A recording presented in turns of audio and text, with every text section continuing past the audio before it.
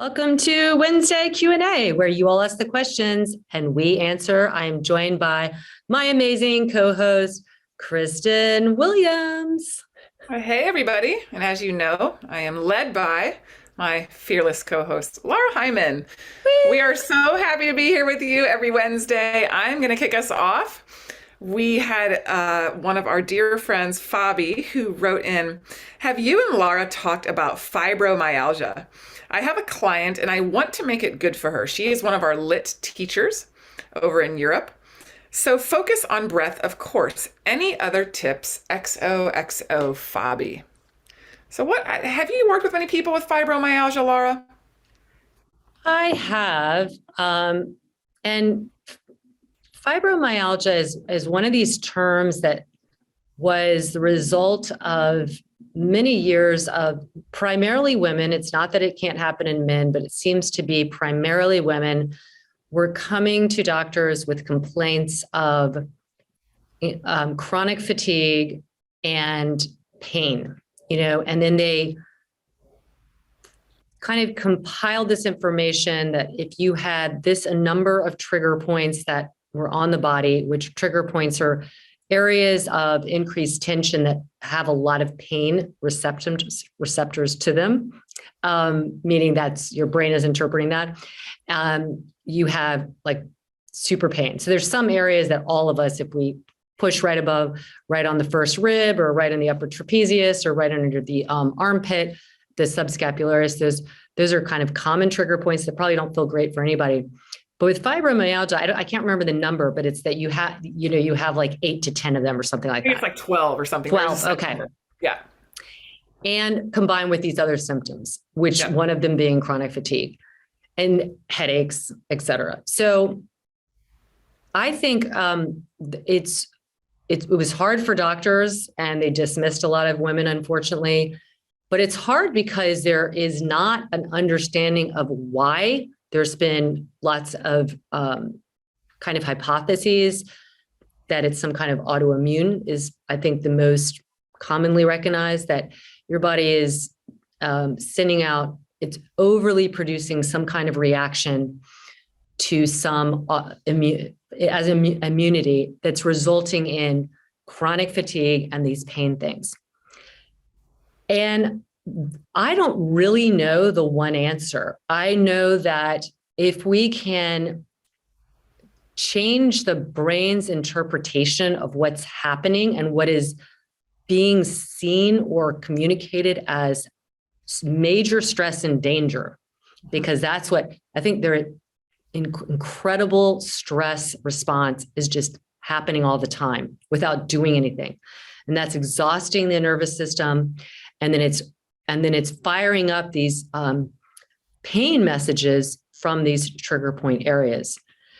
So I think one is to start to feel safe with movement and in the body, but it has to be slow because the fatigue is real. The ones that I've worked with, it's just their endurance was not there. A lot of the stuff we do naturally, mobilizing, like rolling the shoulders, kind of shimming the ribs, working on posture, the triple S, working on the reset. That has worked extremely well with the people that I've worked with, but that might be all we do. It's very slow. It's very intentional. A lot of work on breath to help that balancing more, bringing them more into less of a sympathetic state, and then moving from that with a lot of, again, the slower speed, paying attention to breath, but mobilizing the joints and not spending a balanced time between weight bearing, say like in quadruped or down dog, and then not weight bearing, so that there isn't like some kind of response in the brain that this is, all the circulation is going there, the demand's going there, and that somehow is a stress. And that has worked for me the most, is just slowing things down and creating a place where the person feels really safe at taking a break, doesn't feel humiliated. It's more understood now, but it's still something that if you're like constantly tired, dragging tired, people lose sympathy for you in your inner circle pretty quickly. You know what I mean? Because there's no other outward thing that's going on. So I think just like coming back into the body, feeling really nurtured and heard is huge. As somebody, especially Fabi, working one-on-one, like just like, I'm here to help. I want you to start to trust your body again, but also trust that when you need a break, when something is too much. That's been my exact experience as well. When I lived in Kentucky, I worked very closely with a pain specialist. I went there at one point in time twice a week, and then once a week, where I was interviewing his new patients, working with him for a couple hours a day, seeing all, and I would refer patients to physical therapy. And a lot of our clients coming from him had fibromyalgia, and the females. And that is, I just, everything you said, you saw me, I was just shaking my head, smiling, because, and this is what I told Fabi, fascia, fibromyalgia is a fascial dysfunction. There are issues within the fascia, and studies have shown, fascias hold emotion. There is a strong connection between emotion and fascia. And the best success, I'm actually getting chills, that I had with these clients was being nurturing, being listening to them, honoring what they were feeling, and that it is real what they're feeling, but then also educating and empowering them a bit with the knowledge that,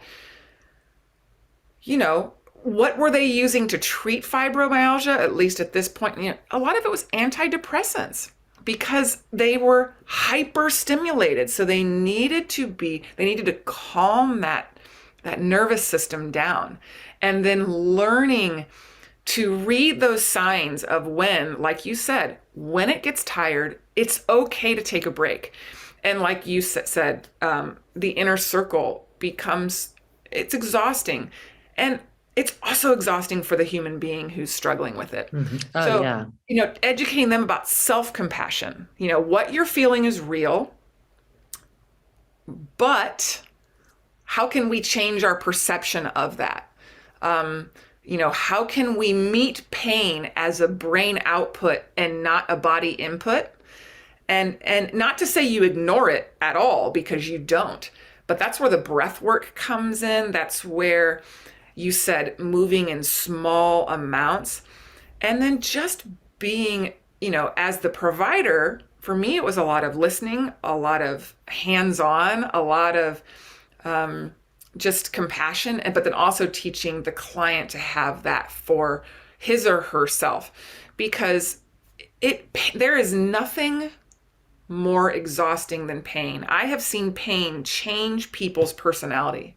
I can see the minute someone walks into my clinic when they're feeling better. They don't even have to tell me. They walk back to see me and I'm like, oh, they're better. And why? Because it's written all over their face. And how are you feeling? I'm better. I can tell. You're feeling better, aren't you? How'd you know? It's all over your face.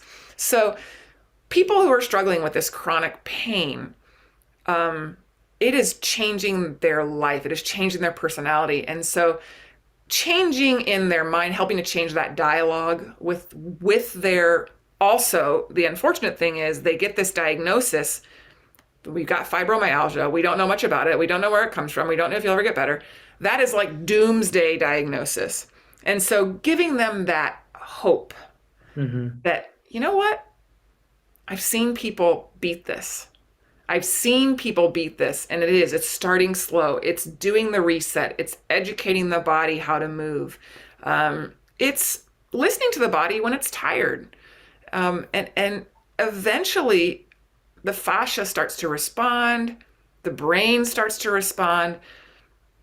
It's really an exciting thing to help people move through this or move with this diagnosis, because we really don't know why people get it. And I'm sure there is probably an autoimmune or a hormonal or something that's playing into that. But we know so much about the brain and pain and fascia that's what fibromyalgia is. It's that interplay with those three systems. And how can we break that pain spasm, pain cycle, and help that movement and help that trust and break that fear. So, Fabi, you should, embrace this. It'll be a challenge, and it'll be a challenge for your client too. But taking baby steps, and she will see the change, and it'll be pretty exciting. Yeah, frozen shoulder reminds me a lot of fibromyalgia because it's the same, like they don't really know what caused it. They think it's some kind of attack on the immune system, whether it was a previous virus or injury, that then your body had this like overridden, wrought response to it. And similarly, very painful. And yet you need to move because that fascia that surrounds it at the capsule starts to adhere, and then it becomes more painful because you don't move it, et cetera. So I think for both of those, what I've also told people is like, it's a type of faulty wiring that is not your fault, but it is that you can actually, that's the good news, is that you can rewire things. It'll take a little time. It'll take patience and tenderness and nurturing, but it's like there's some kind of faulty wiring that is giving you an onslaught of sensorial information that is not necessarily in line with what the body, externally is experiencing. And so the best thing to do is, number one, say, I'm sorry you're going through this. I know, there's got to be days that really stink. Let's see what we can do and start with some small movement, because it's just acknowledging that it's real, that it's real, and that really, pain is an opinion, and that opinion is very strong for these people. Yeah. All right. This is from Anne. Ann Williams, Banani 351. I have a question for your Q&A. What does a typical day of meals look like for you? Where is your go-to food that fuels you? Oh boy. Oh man. Well, I kind of love and don't like food questions because I think it's similar to movement or anything, hobbies. All of it's kind of, user dependent. So I can tell you, but it doesn't mean it would be replicated the same for someone else. And I don't have a hard and fast thing. So for me, actually, my functional doctor was just here today, Orlando. And we were talking because she's always like, okay, how's your eating going? Are you nurturing yourself? She knows I'm very active. And so need to try and get that food in when I can. And I said, it's not the food, it's the organization of the food that's the hardest for me. So I like to think less about like, what does a meal look like? And it's more like meal planning for me. My go-to food that fuels me is really what is quick and clean and available. So that might be a piece of fruit. It might be nuts. It might be a combination of those two. It might be a shake. My husband makes me a shake a lot because that's easily digestible, can put a lot of good stuff in there, and it doesn't feel like I'm weighed down if I have to move. So for me, I'm sure you've experienced this too, Kristen. It's like, I can't really move very well with a lot in my stomach. So I have to really stage my eating around when I'm going to be teaching a class, when I'm going to be moving, practicing myself. So I would say for me, I try and, as best as I can, eat whole foods. The main packaging I do, Kristen could probably name it for you right now, is my popcorn. I love Skinny Pop. I love salt so much. It's like the best form of my salt. But I really do, other than that, try and minimize how much I'm opening up package and eating out of it, because I've just found my energy levels are great when I eat food closest to their natural form. That doesn't mean I'm not going to cook stuff, but I'm talking about like a lot of packaging, so it's vegetables, it's grains, it's nuts, it's legumes, it's Tofu. I love tofu. I love all kinds of tofu. And fruit. I love fruit. I used to love chocolate a lot. It's not that I don't, but it's funny with age, maybe with menopause, all that. I'm like, salt is my jam. I love salt. Sugar, I've gotten a lot less emotionally attached to, but like salt, like if I could have French fries every day, what high quality made French fries, I would totally do it. How about you, Chris? That wasn't the best answer, but it's like, I also don't want to give like a, this is what I do during a day. It's really like I try and eat as close as I can to the natural form, and not by any means is every day perfect. I love my vegan cheese, which is processed, but I eat so much. I would say 80% is non-packaged food. Yeah, and I might be just the opposite. I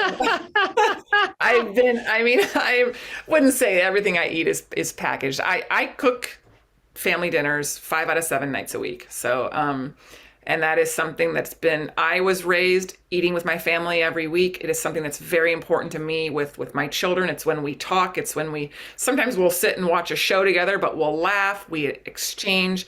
So my meals, because and even when I wasn't, I'm home more now because I'm doing much more virtual, but even when I would work in the early morning and then come home. I've almost always come home for lunch.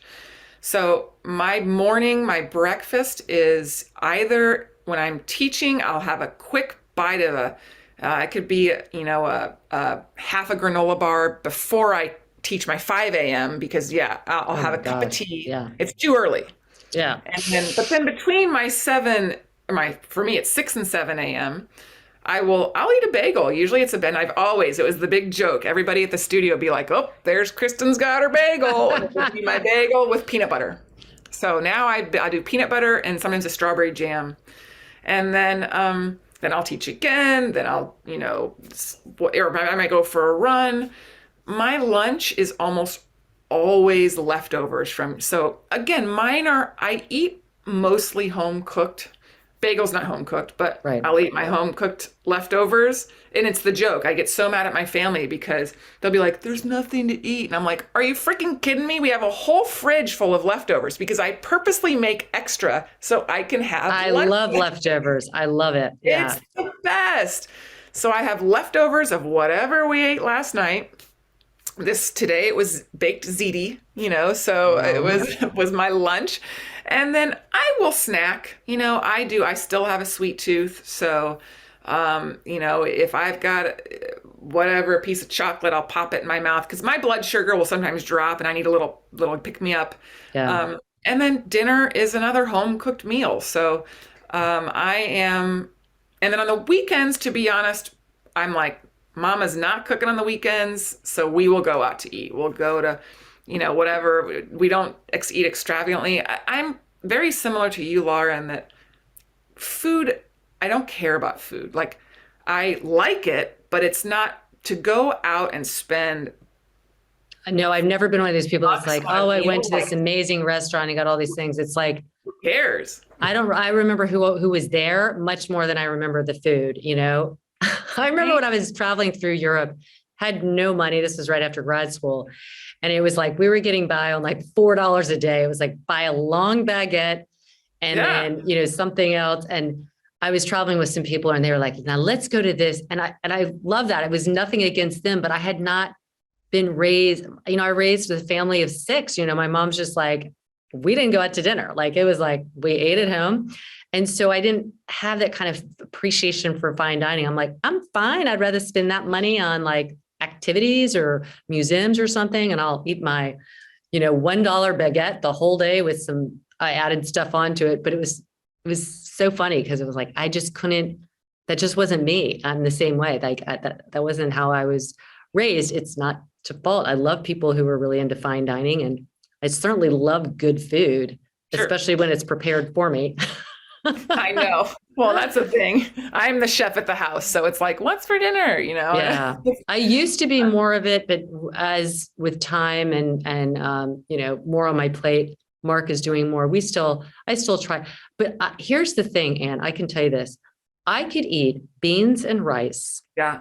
every single day. I Yep. swear I would never get tired of it. I would just start adding an avocado on there, Yep. add the crazy chipotle veganese. I would add, some vegetables, whatever, but I can eat it every day. I'd never get sick of it. To me, that is like one of the most perfect meals because I eat it and I feel full and satisfied. I don't feel bloated. It's digested. I love it. So beans and Yep. rice. Yeah. Totally. So yeah, it's leftovers and bagels. And I'll also do so on my non-yoga days, I will do like some sort of a soy yogurt or whatever, Mm-hmm. plus fruit, and I love fruit and granola. So I'll do Mm-hmm. like a parfait. That's my other. So literally, bagels, parfait, leftovers. That's my that's I my love that. life. See, and this is why it's different because like I ate a bagel.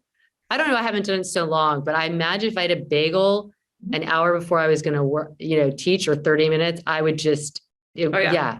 But I have been like that since I ran. Like I know people who could eat a meal and run within 30 minutes.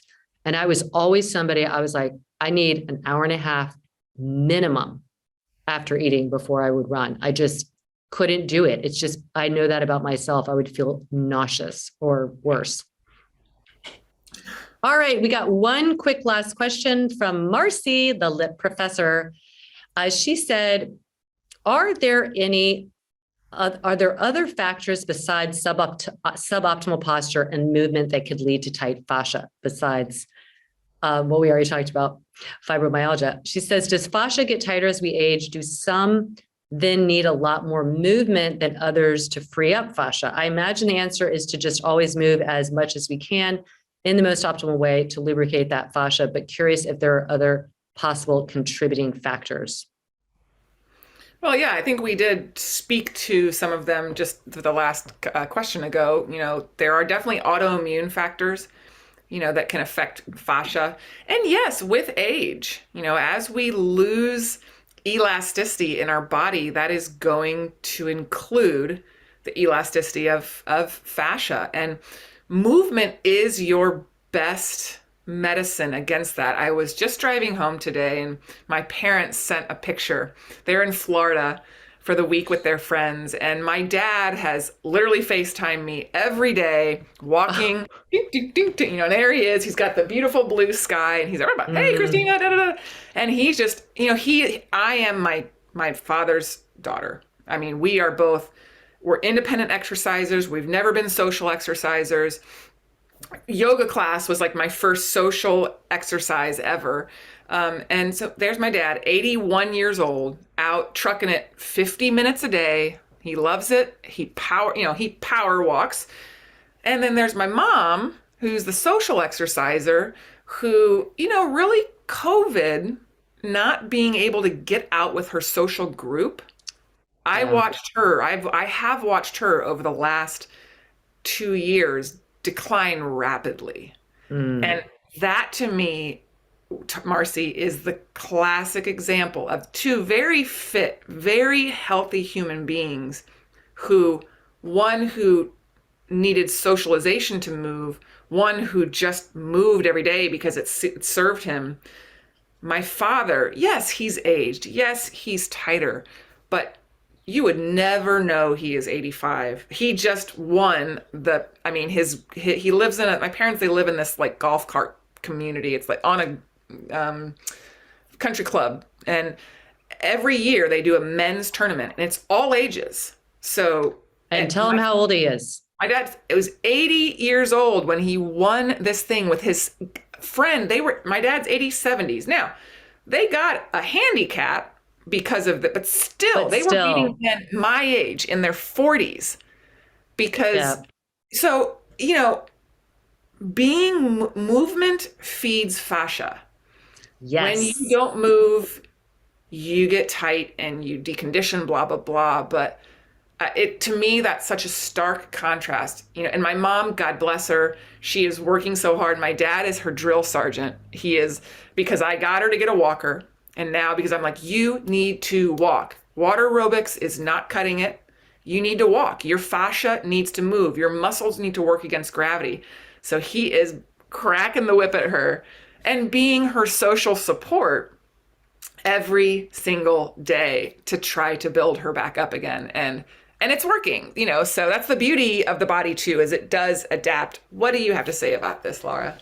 Well, just like you said, you need to pull, if fascia is attached to the bones and to the muscles, that's what helps them attach to the bones and everywhere else. And so they need to be pulled in the variety of ways. If we're just kind of stuck in our posture and moving in one direction, it's better than nothing, but we do need, like my mom lives in a house that has 2 floors.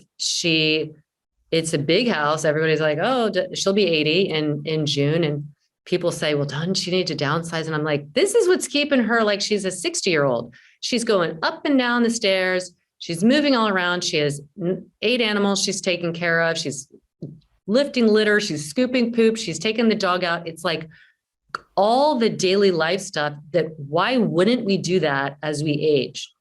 Why do we minimize and take ourselves down to 1 floor? And then everything becomes, easy for us to do. We barely even move, get our shoes on without sitting down. And so, yes, keep moving and then keep hydrated, because fascia is dependent on those GAG proteins that are in the hyaluronic acid imbibe water, and they imbibe it from the movement of your body, kind of generating fluidity, but also literally. So sometimes when people get older, they don't drink enough water or other liquids. Doesn't all have to be water, but you need to stay hydrated. So that is something that can impact fascia. Just like think about if you went to, if I went to Arizona right now and I woke up, my skin would look different, most likely. I'd have to really combat it, but it's like, I'm like getting suctioned out because of the dryness.